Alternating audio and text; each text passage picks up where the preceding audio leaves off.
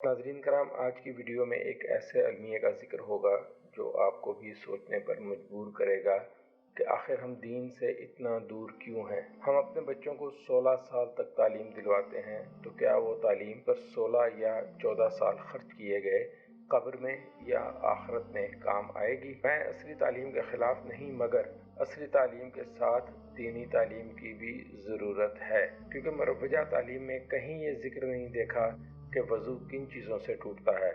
अगरचे ये बात बहुत आम सी है, मगर आप खुद से सवाल करें कि आपको कितनी चीज़ों के बारे में इल्म था कि इन चीज़ों से वज़ू टूट जाता है। और लाइल्मी की वजह से तो बेवज़ू मगर ख़ुद को बावज़ू समझते रहे।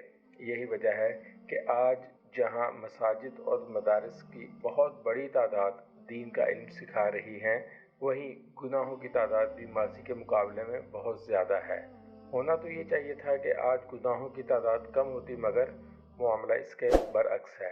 आप मस्जिद में जाएं, मदरसा में जाएं, जो लोग 50 साल से नमाज पढ़ रहे हैं उनसे पूछें, किस्मती से सिर्फ 10% ही ऐसे खुशनसीब लोग होंगे जो आपको इन बातों का पूरा मुकम्मल जवाब देंगे जो इस वीडियो में बयान की जा रही हैं।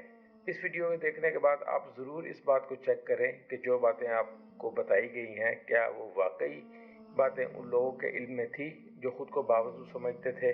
तो चलिए अब उन चीज़ों का जिक्र करते हैं जिनसे वज़ू टूट जाता है, और ये बहुत ज़रूरी है हर मुसलमान के लिए कि उसे ये तो पता हो कि वो किस वक्त बावज़ू है और किस वक्त बेवज़ू है। चले उन चीज़ों का बयान करते हैं। तो सबसे पहले जो चीज़ है वो है आगे या पीछे की शर्मगाह से किसी भी चीज़ के खारिज होने से, यानी पेशाब, गलाज़त या किसी भी किस्म की रतूबत निकलने से।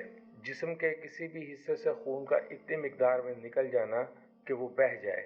अगर कतरा निकला और वो वहीं रुका रहा तो फिर वज़ू नहीं टूटता। ज़ख्म से पीप निकल कर बह जाए, इससे भी वज़ू टूट जाता है। दांतों से खून निकला, अगर वो थूक की सफ़ेदी पर गालिब हो गया तो वज़ू टूट गया।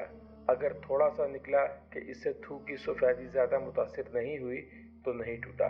टेक लगाकर सोने से, मुंह भर कर कै यानी उल्टी करने से, दुखती हुई आंख से पानी निकलने से, तेज हवा या आंखों में मिट्टी जाने की सूरत में अगर पानी निकले तो इससे वज़ू नहीं टूटता।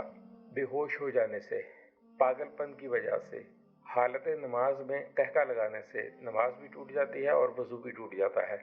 मखसूस हालत में पर्दे की जगह को बग़ैर कपड़े के छूने से, दो मर्दों या दो औरतों या मर्द औरत की शर्मगाह का बग़ैर किसी कपड़े के मिलने से, बच्चे की विलादत से माँ का वज़ू टूट जाता है।